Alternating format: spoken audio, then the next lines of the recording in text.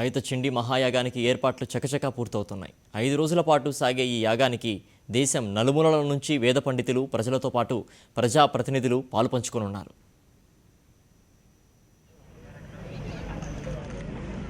ఆయుత చండీ మహాయాగం ఏర్పాట్లను తెలంగాణ సీఎం కేసీఆర్ పర్యవేక్షించారు. మెదక్ జిల్లా ఎర్రవల్లిలో 40 ఎకరాల విస్తీర్ణంలో ఈ యాగం జరగనుంది. 2011లో భారతీ తీర్థస్వామి షష్ఠిపూర్తి సందర్భంగా శృంగేరిలో ఆయుత చండీ మహాయాగం జరిగిందని, తెలంగాణ సిద్ధిస్తే యాగం నిర్వహిస్తామని సంకల్పించామన్నారు సీఎం కేసీఆర్. తెలంగాణ రాష్ట్రం వచ్చి మనం అనుకున్నట్లు ఏర్పడితే కనుక తప్పకుండా మహాయాగం అయినప్పటికీ కూడా ఎంత కష్టమైనా సరే శ్రమ కోర్చి మనం కూడా యాగం చేద్దామని చెప్పి 4 సంవత్సరాల క్రితమే దీన్ని సంకల్పం చేయడం జరిగింది.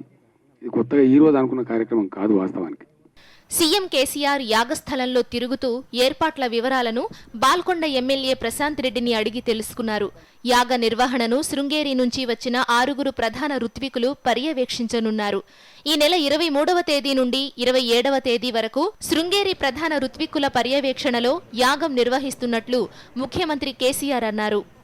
యాగం ఈ నెల 23 నుంచి 27 వరకు జరపాలని చెప్పి తలపెట్టి కార్యక్రమాలన్నీ చేయడం జరిగింది. రాష్ట్రం సహా దేశం నలుమూలల నుంచి వచ్చే 2000 మంది ఋత్వికులు యాగశాలలోనే ఉండి కార్యక్రమాన్ని నిర్వహిస్తారన్నారు ముఖ్యమంత్రి చంద్రశేఖరరావు. సుమారు 6-7 రాష్ట్రాల నుంచి వస్తున్నటువంటి ఋత్వికులు, ఉపాసకులు, వాళ్ళు ఇది ఉత్కృష్టమైనటువంటి ఒక కావ్యం కాబట్టి, మన మహా కార్యం కాబట్టి, యాగం కాబట్టి దీనికి అర్హత ఉన్నటువంటి వాళ్ళు మాత్రమే ఋత్విజులుగా వస్తున్నారు. సుమారు 1500 మంది ఋత్విజులు, వారిలో ప్రధానంగా 1100 మంది ఏకకంఠంగా మొత్తం మంత్రాలు చెప్తారు, పారాయణాలు చేస్తారు. ప్రతిరోజు ఉదయం 7 గంటల నుంచి మధ్యాహ్నం 12 గంటల వరకు, మధ్యాహ్నం 3 గంటల 45 నిమిషాల నుంచి రాత్రి 7 గంటల వరకు యాగం కొనసాగనున్నది. వాళ్ళు చేసేటువంటి, అనుష్ఠించేటువంటి ఏదైతే ఉందో చాలా కఠినమైనటువంటి నియమంతో కూడుకొని ఉంటుంది. వాళ్ళు ఒకసారి యాగశాలలో 7 గంటలకు ఎంటర్ అయిందంటే 12-12:30 వరకు మంచినీళ్ళు కూడా ముట్టుకోకుండా ఆ విధంగా ఉంటారు. ఆయుత చండీ మహాయాగం నిర్వహణకు 101 హోమగుండాలు, రాజశ్యామల, మహారుద్ర, ఆయుత మహాచండీ యాగానికి వేర్వేరుగా 4 యాగశాలలు ఏర్పాట్లు చేశారు. యాగం జరిగే రోజుల్లో రోజుకు 50,000 మందికి భోజనం పెట్టడం కోసం భారీ భోజనశాలను సిద్ధం చేశారు. ప్రతిరోజు 50,000 మందికి అమ్మవారి ప్రసాదం, పసుపు కుంకాలు ఇచ్చేటువంటి ఏర్పాటు కూడా చేయడం జరిగింది. వారు స్వీకరించి వెళ్ళవచ్చు. అట్లనే అమ్మవారి ప్రసాదంగా 50,000 మందికి ప్రతిరోజు అన్నప్రసాద వితరణ, అంటే భోజన ఏర్పాటు కూడా చేయడం జరిగింది. వాళ్ళు బ్రహ్మాండంగా భోంచేసి కూడా వెళ్ళవచ్చు. ఈ యాగంలో మహిళలు కూడా పాలు పంచుకునే అవకాశాన్ని పండితులు కల్పించారని సీఎం కేసీఆర్ అన్నారు. మహిళలు కుంకుమార్చన చేయడానికి ప్రత్యేక ప్రాంగణం సిద్ధం చేశామన్నారు. రోజు 1,000 మంది మహిళలు లలితా సహస్రనామ కుంకుమార్చన చేసుకునే అవకాశాన్ని కూడా ఇక్కడ కల్పించారు, అయ్యవార్లు కల్పించారు. కాబట్టి రోజు 1000 మంది మహిళలకు కూడా ఆ కుంకుమార్చన, అంటే ఎక్కువ మంది వస్తే కూడా 2 దఫాలుగా 2,000 మంది కూడా కల్పించే విధంగా కూడా ఏర్పాట్లు ఉన్నాయి. కాబట్టి దానికోసం మహిళలు ఎంత పెద్ద సంఖ్యలో వచ్చినా కుంకుమార్చన చేసుకోవడానికి సంపూర్ణమైనటువంటి అవకాశం ఉంటుంది.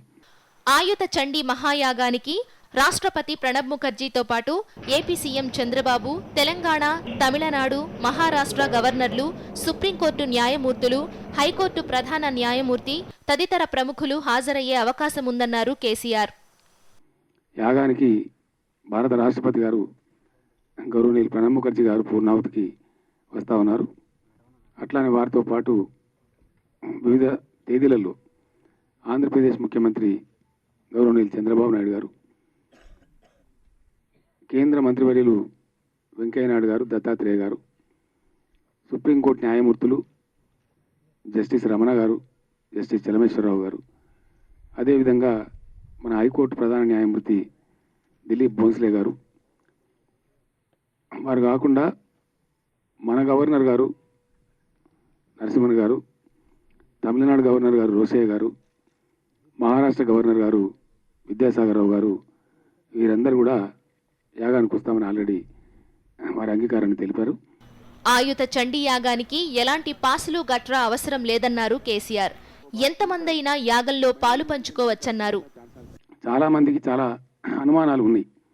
ఇక్కడికి రానిస్తారా, రానివ్వరా, పాసులు ఏమైనా ఉంటాయని అనుకుంటున్నారు. దీనికి అందరు ఆహ్వానితులే. అందరూ కూడా రావచ్చు, ఎటువంటి రిస్ట్రిక్షన్స్ కూడా ఉండవు. ప్రభుత్వ ఆధ్వర్యంలో ఈ యాగం నిర్వహించడం లేదని స్పష్టం చేశారు ముఖ్యమంత్రి కేసీఆర్.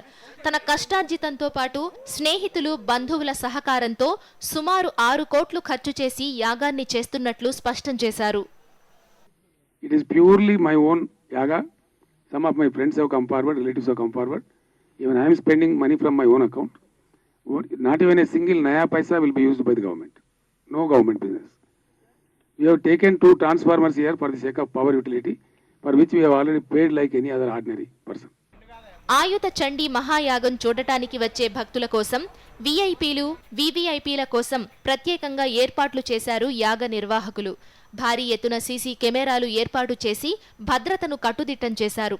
వీవీఐపీలు, వీఐపీల కోసం ప్రత్యేకంగా 5 హెలీప్యాడ్లు నిర్మించారు.